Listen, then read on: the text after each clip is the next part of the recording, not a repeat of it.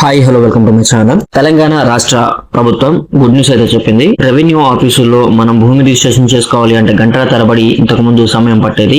ఆ సమయాన్ని 10 నుంచి 15 నిమిషాల వరకు కుదించడం కోసం రెవెన్యూ శాఖ మంత్రి పొంగులేటి శ్రీనివాసరెడ్డి గారు కొత్త స్లాట్ బుకింగ్ విధానాన్ని అవలంబించనున్నారు. ఈ విధానం ద్వారా గంటల తరబడి సమయాన్ని కాస్త 10 నుంచి 15 నిమిషాల వరకు పట్టే విధంగా ఆయన కొత్త వెబ్సైట్ ను విడుదల చేశారు. ఈ విధానాన్ని ఈ నెల 10 నుంచి ట్రయల్ రన్ చేయనున్నట్లు తెలిపారు. దానికి సంబంధించి పూర్తి సమాచారం ఈ వీడియోలో అయితే తెలుసుకుందాం. మీరు కనుక మన ఛానల్ కి కొత్తగా వస్తే వెంటనే సబ్స్క్రైబ్ చేసుకోండి. అలాగే ఇలాంటి మరింత ఇన్ఫర్మేషన్ తెలుసుకోవడం కోసం ఇప్పుడే మన ఛానల్ ని సబ్స్క్రైబ్ చేయడంతో పాటు మన వెబ్సైట్ ని విజిట్ చేయండి. ఇక వీడియోలోకి వెళ్దాం. మనం ఒక స్లాట్ బుక్ చేసుకోవాలి అనుకుంటే రెవెన్యూ ఆఫీస్ లో గంటల తరబడి వెయిట్ చేయాల్సి ఉండేది.